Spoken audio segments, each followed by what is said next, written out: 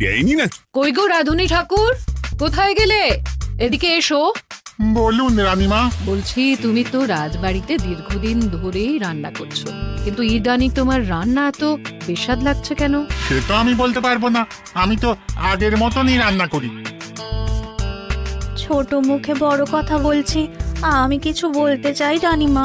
এই তুই আবার পাকামো করতে এসছিস কেন রে? তোকে কি রানীমা ডেকেছেন নাকি? আহ, কি বলতে চাইছে শুনেই দেখি না, বলো। রানীমা, এখন আর রাধুনী ঠাকুর আগের মতো যত্ন নিয়ে রান্না করেন না। রান্নাঘরে পড়ে পড়ে ঘুমোয় আর তাড়াহুড়ো করে কোনো রকমে রান্না করে দেন। একদম বাজে কথা বলবি না। বাজে কথা না রানীমা, শিলনোড়ায় বাটতে ওনার কষ্ট হবে বলে আজকাল রাধুনী ঠাকুর শুধু জিরে ফোড়ন দিয়ে রান্না করেন। এত বেতন দিয়ে তোমাকে রাখা হয় কি এই ফাঁকিবাজির জন্যে? কি মানে ভুল হয়ে গেছে। এর যদি এই ভুল করার ইচ্ছে হয় তাহলে তল্পি তল্পা গুটিয়ে বাড়ি গিয়ে ভুল করো, মনে থাকবে? মনে থাকবে মহারাজ। কি হচ্ছে বলো তো রানী? সকালে বাগানে পায়চারি করছিলাম, দেখি মালি একটা গাছেও জল দেয়নি। এই গরমে জল না পেলে যে গাছপালাগুলো মরে যাবে। সবাইকে এবার মনে হচ্ছে বলে বলে কাজ করাতে হবে।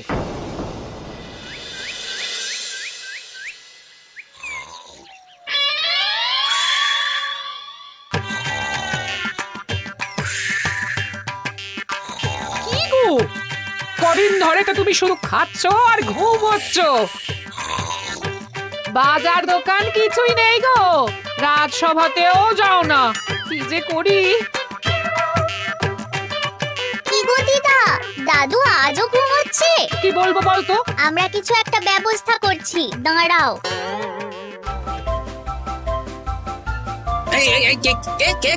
ওঠো দাদু, আর কত ঘুমে? কুড়েমির একটা সীমা থাকে। ওঠো বলছি, ওঠো, ওঠো না। আমি বুঝতে পারছি বাড়ির কাজ, বাজার দোকান এসব না করার জন্য তুমি পড়ে পড়ে ঘুমোচ্ছ। দাদু কাজে ফাঁকি দিচ্ছে দিদা। দে পুটি, আর সরসরি দে দে।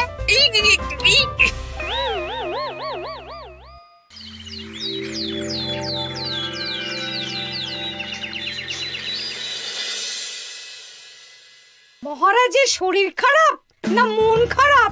মহারাজ এরকম চুপ করে ঘুম মেরে থাকলে তো রাজপাট সব উঠে যাবে। কিছুই বুঝতে পারছি না। মহারাজ আছেন চুপটি করে, নেই যে মুখে শব্দ। ফাঁকি দিলে এবার তাকে করব আমি জব্দ। অনেক শুয়েছি, আর নয়। মহারাজ, কে ফাঁকি দিচ্ছে? আমি তো ফাঁকি দিই না। পণ্ডিত, তুমি দিচ্ছ নাকি ফাঁকি? না না, বৈদ্য। আমি ফাঁকি দিলে সবাই ওই রোগে ভুগে মরে যাবে। আমি তো রোজ সময়ই রাজসভায় আসি, তাহলে আমি বলছি আসল কারণ। রাজবাড়ির রাধুনী ফাঁকি দিচ্ছে, আর 3 দিন ধরে রাজসভায় গোপাল বেপাত্তা। হ্যাঁ, এই গোপাল বেটাই আসল ফাঁকিবাজ। ওকে বরখাস্ত করে দিন। গোপালকে যদি বরখাস্ত করা হয় তাহলে বিপদে আপদে মহারাজের পাশে দাঁড়াবে কে? অসময় মহারাজ বুদ্ধি পাবেন কার কাছে? এই সুযোগ, এই সময় গোপালকে মহারাজের চক্ষুশূল করতে হবে, তাহলে আমি একেবারে জেঁকে বসতে পারবো। মহারাজ, গোপাল ঠিক কতটা ফাঁকিবাজ হয়ে উঠেছে তার কোনো ইয়ত্তা নেই। হ্যাঁ বলুন তো। বেটা গোপাল কোনোদিন সঠিক সময়ে রাজসভায় আসে না। কোনো দিন তো আসেই না, যেমন আজকেও আসেনি। আর না এলে মহারাজকেও কারণটা জানায় না। আপনাকে সম্মান করা তো দূরের কথা, কোনো ভ্রুক্ষেপই করে না। এটা কিছুটা হলেও মন্ত্রী মশাই ঠিক কথা বলছেন। হ্যাঁ, এ তো একদম সঠিক কথা। ঠিক বলেছ। প্রহরী, প্রহরী, বলুন মহারাজ। তুমি আরেকজনকে সাথে নিয়ে এক্ষুনি গোপালকে তুলে নিয়ে এসো। আচ্ছা মহারাজ। বলি, তুমি আজকেও রাজসভায় কামাই করবে? অর্ধেক দিন কামাই করলে বেতন কাটা যাবে গো। গিনিমা, গোপালকে মহারাজ ডাকলেন। ওই দেখো, রাজবাড়ি থেকে প্রহরীও ডাকতে এসেছে। ওহ, মহারাজের আদেশ না শুনলে তোমাকে তুলে নিয়ে যেতে বাধ্য হব।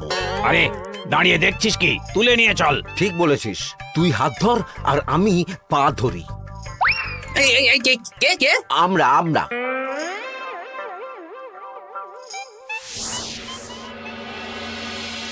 এসব কি গোপাল? তুমি বাড়িতে আছো, ঘুমোচ্ছ, অথচ রাজসভায় আসছো না। কি ব্যাপার? আগে মহারাজ, মস্তিষ্ককে বিশ্রাম দিয়ে বুদ্ধি বাড়াচ্ছিলাম। অনেক ব্যবহার হয়েছে তো, তাই একটু বিশ্রাম দরকার আর কি। আমার পুরো রাজসভাটাই ফাঁকিবাজ। আমি সবাইকেই বিদায় করব, আর গোপালকেও। এই সেরেছে, আমি ফাঁকিবাজ নই মহারাজ। আমি খোঁজ নিয়ে দেখেছি সবাই কম বেশি গায়ে হাওয়া লাগিয়ে ঘুরছে। মহারাজ, আমি তো নদীর পাড়ে বসে শীতল হাওয়া গায়ে লাগাই, তবেই তো ঢেউয়ের মতো আমার ছন্দ আসে। কেউ ফাঁকিবাজ না মহারাজ, আসল ফাঁকিবাজ গোপাল। মহারাজ, আমি যদি দরকারে আপনাকে বুদ্ধি দিয়ে ফাঁকা সময়ে বিশ্রাম দিয়ে ফাঁকিবাজ হই, তাহলে মন্ত্রী মহা ফাঁকিবাজ। কারণ মন্ত্রীর কাজ রাজাকে বুদ্ধি দেওয়া, তা তিনি করেন না বলেই আমাকে দরকার পড়ে। আমি তো ভাঁড়, আমি শুধু হাসাবো, এটাই আমার কাজ। তাতে কি, সেনাপতিও তো সেনাপ্রধান, ও কি যুদ্ধ করে? রাজ্যে শান্তি শৃঙ্খলা বজায় আছে, তাহলে যুদ্ধ করে হবেটা কি? হ্যাঁ, অকারণে পায়ে পা দিয়ে যুদ্ধ বাঁধাবো নাকি? হ্যাঁ, যত সব। যখন তখন বিপদ আসতে পারে, তাই যুদ্ধের জন্য সব সময় সামরিক শক্তিকে প্রস্তুত থাকা দরকার। হ্যাঁ, এটা গোপাল ঠিক বলেছে। সেনাপতিকে তো কোনোদিন সেসব নিয়ে মহড়াও করতে দেখি না। তাহলে দাঁড়ালো 3 জন ফাঁকিবাজ।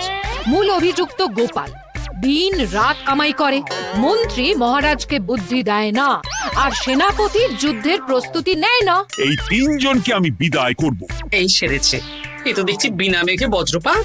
না, তবে তোমরা যে ফাঁকিবাজ নও সেটা প্রমাণ করার জন্য 12 ঘন্টা সময় দেব। আমাদের কি করতে হবে? তোমাদের 3 জনকে 3টে খালি বস্তা দেব।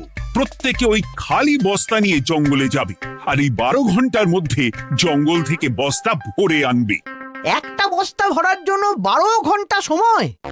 এ তো খুবই সহজ কাজ। সহজ কঠিন জানি না, যে ফাঁকি দিয়ে ফাঁকা বস্তা জমা দেবে বা কিছুটা ভর্তি কিছুটা খালি আনবে, সে সাজা পাবে। আচ্ছা মহারাজ, আমি বস্তায় কি নিয়ে আসবো সেটা কি আপনি দেখবেন? তা দেখবো না, কিন্তু বস্তা ভরে আনতে হবে। আর যা বস্তায় ভরে আনবে তাই নিয়ে সবাই বাড়ি ফিরে যেতে পারবে। তার মানে বস্তাতে যা থাকবে সব বস্তার মালিকই পাবে। একদম তাই। বুঝে গেছি, ভিতরে কোনো গভীর পরিকল্পনা আছে। প্রহরী, প্রহরী, তুমি এই 3 জনকে 3টে বস্তা দিয়ে দাও। যথা আজ্ঞা মহারাজ। আর বাকি সভাসদেরা আজকে রাজসভাতেই থাকো। ওরা 3 জন আসবে, ওদের বিচার হবে, তারপর ফিরবে। আমাদের খাওয়া দাওয়া তাহলে রাজবাড়ির তরফ থেকেই দেয়া হবে মহারাজ? হ্যাঁ। জঙ্গলে তো যাচ্ছি, কি নেব? গোপাল, আমি বলি কি, তুমি বরং আমার বস্তায় ঢুকে যাও, আমি তোমাকেই নিয়ে ফিরে যাই, লেটা চুকে যাবে। আপনি যদি একা আমাকে বস্তায় ভরে নিয়ে যেতে পারেন তো চলুন। একা? এই সেরেছে। দাঁড়ান, আমি আপনার কাঁধে চড়ে দেখি আপনি আমাকে বইতে পারবেন কি পারবেন না। না না, মুখ ফসকে বলে ফেলেছি, মাথা খারাপ নাকি? তাহলে নিজের মতন থাকুন।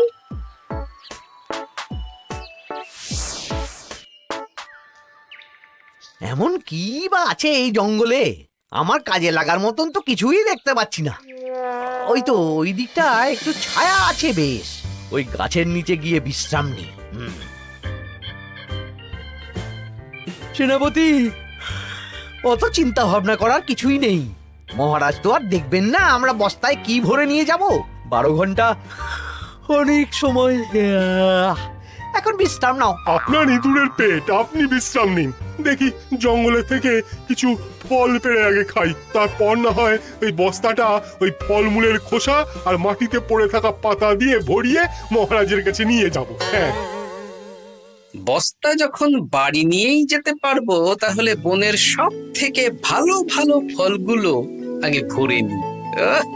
গিন্নিকে এবার বলবো, বাজার আনি না তো কি হয়েছে, দেখো কত ফল এনেছি। যাই, এর থেকে কিছু মহারাজকে ভেট দেব, মহারাজ বেশ খুশি হবেন।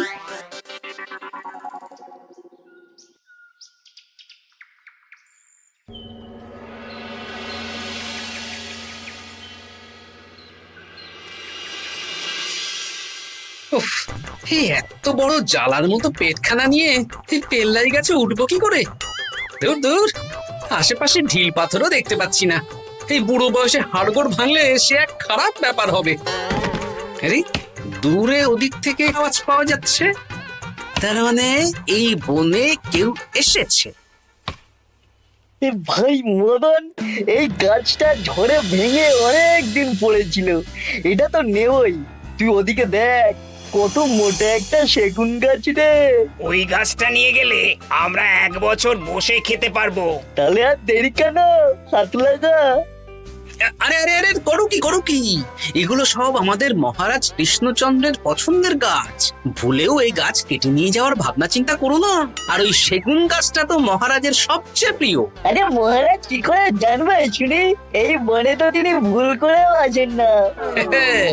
এই যে আমি আসি, আমি মহারাজের দূত। তোমরা যদি ভুল করে ওই সেগুন গাছে হাত দাও তাহলে কিন্তু তোমাদের গর্দান যাবে। এই সেরেছে, কিন্তু আমরা তো কাঠুরিয়া, কাঠ ছাড়া পেট চালাবো কি করে? সে তোমাদের ব্যবস্থা তোমরা করো, অন্য অনেক কাজ আছে। এই সামনের গাছটা মরে পড়ে আছে, এটার কাঠ আমরা নিয়ে যেতে পারবো তো? তা পারবে, এতে অত চিন্তার ব্যাপার নেই। গোপাল আছে যখন, তখন এই রাজ্যের কেউ মুশকিলে থাকবেই না। শুধু তোমাদের একটা কাজ করতে হবে। কি কাজ? এই নাও বস্তা। আমার জন্য এই জঙ্গল থেকে টাটকা বিভিন্ন ফল পেড়ে এই বস্তা ভরে দাও, তাহলে মহারাজকে আর তোমাদের কথা বলবো না, বুঝলে?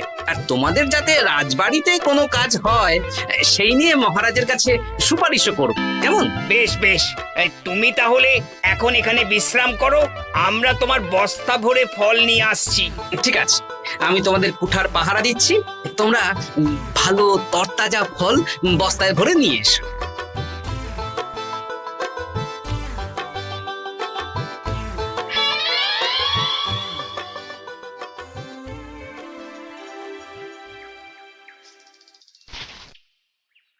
ব্যাস ব্যাস ব্যাস, আমার বস্তায় পাতা ভরা হয়ে গেল, এবার যেতে হবে। আমারও বস্তা ভরা হয়ে গেছে মন্ত্রী মশাই। হ্যাঁ, কটা ফল খেলাম আর কটা ভরে নিলাম, আর বাকি জঙ্গলের পাতা ভরে ফেলেছি। হ্যাঁ, আবার কি কি ভরেছি আর কি ভরিনি সেসব তো মহারাজ আর দেখতে যাবেন না। তাহলে আর দেরি কেন, চলুন হাঁটি হাঁটি পা পা করে এগিয়ে যাই। গোপালকে তো দেখতে পাচ্ছি না। ও বেটা যা কুঁড়ে, হয়তো এখানে এসেও ঘুমিয়ে পড়েছে। আবার কালকে সকালবেলা উঠবে।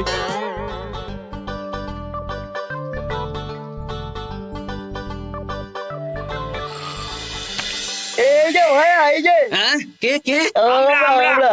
ও বলো, বস্তা ভরে এনেছো?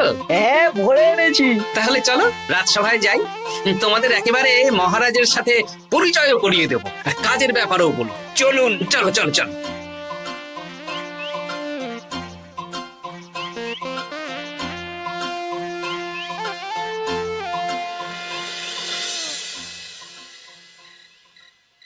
দেখা যাক মন্ত্রী সেনাপতি গোপাল কখন বস্তা ভরে আনে। এই তো চলে এসেছি, বিশ্রাম নিলাম, বস্তাও ভরে ফেললাম।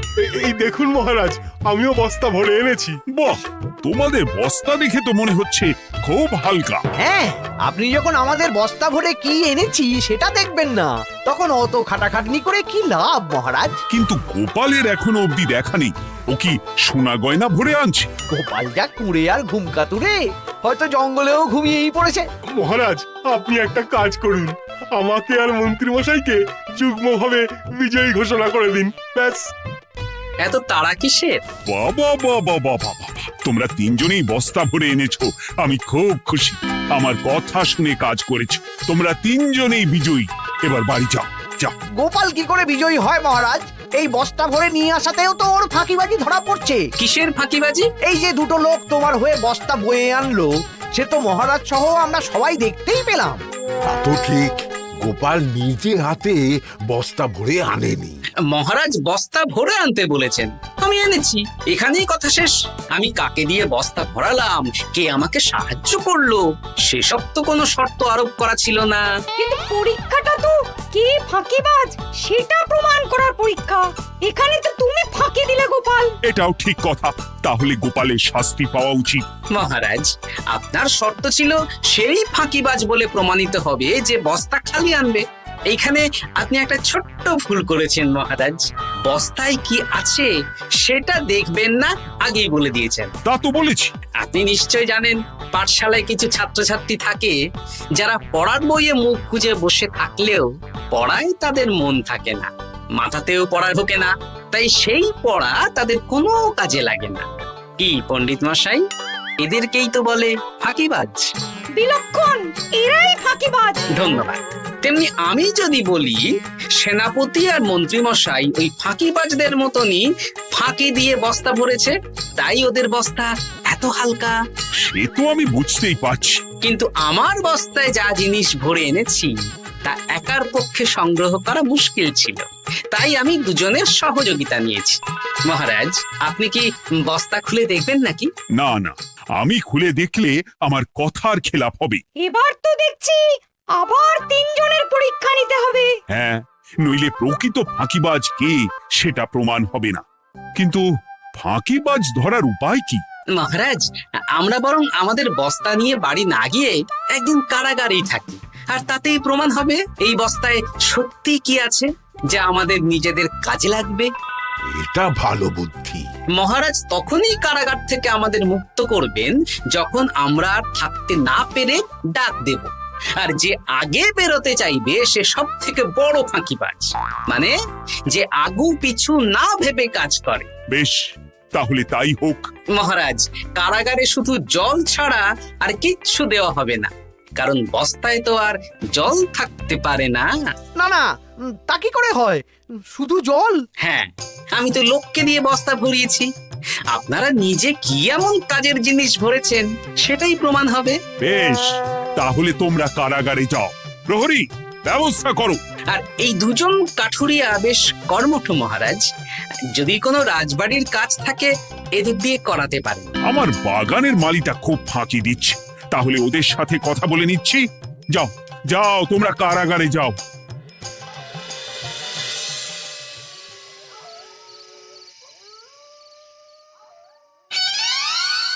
ওরে বাবা রে, কি খিদে খিদে পাচ্ছে রে। দেখি বস্তায় কি আছে দেখি।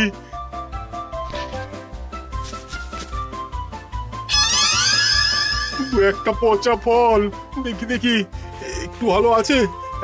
এটা একটু ভালো আছে, এটাই খাই, এটাই খাই।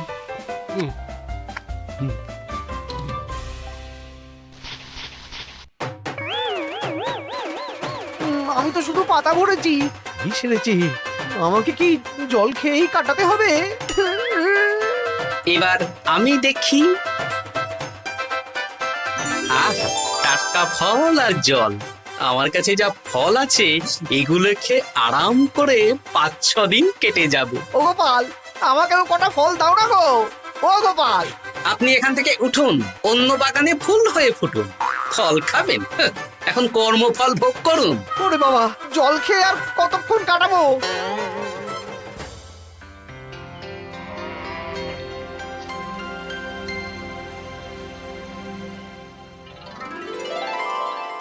উফ, পেটটা চুই চুই করছে, কি খিদে পেয়েছে না।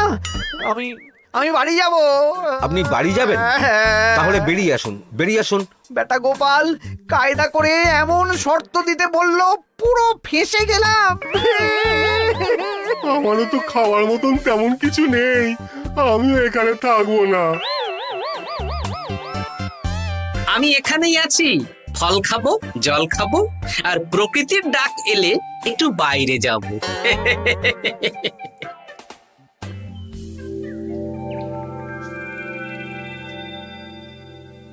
কি তোমরা কারাগারে এক রাতের বেশি তো থাকতেই পারলে না? কি আর করব বলুন মহারাজ, আমরা তো আর গোপালের মতন বস্তা ভরে টাটকা ফল নিয়ে আসিনি। বেটা গোপাল আমাদের দেখিয়ে দেখিয়ে ফল খাচ্ছিল, অতি আমাদের খিদে আরো বেড়ে যাচ্ছিল। তাহলে এরা দুজনে তো হার মেনে নিল। গোপাল কি করছে? গোপাল খাচ্ছে আর ঘুমোচ্ছে। ওকেও নিয়ে এসো। আচ্ছা মহারাজ। একই মহারাজ, আমার তো এখনো বাইরে আসার ইচ্ছে হয়নি। কি আর করা যাবে, ওরা হার মেনে নিয়েছে, তার মানে তুমি জয়ী হয়ে গেলে গোপাল। আমার বস্তায় ভরে অনেক ফল এনেছিলাম, এখনো অনেক আছে। আপনি তাহলে বাকি ফলগুলো নিয়ে নিন। তাহলে তো এটাই প্রমাণ হলো গোপাল কাজের সময় ফাঁকিবাজি দেয় না, শুধু বুদ্ধি বাড়ানোর জন্য একটু বেশি ঘুমোয়। এই নাও গোপাল, তোমার উপহার। মহারাজ, আমি সময়ের কাজ সময়ে করি আর বাকি সময় একটু ঘুমাই। আমার এখন ঘুম দরকার মহারাজ, কাল থেকে অনেক ধকল গেল যে। বেশ, তোমাকে ঘুমানোর জন্য 1 সপ্তাহ ছুটি দেওয়া হলো। ধন্যবাদ মহারাজ। কি সেনাপতি আর মন্ত্রীমশাই, এবার বুঝলেন তো ফাঁকি দিলেই ফাঁকে পড়তে হয়, তাই কাজ করলে ভেবে চিন্তে করুন। চলি।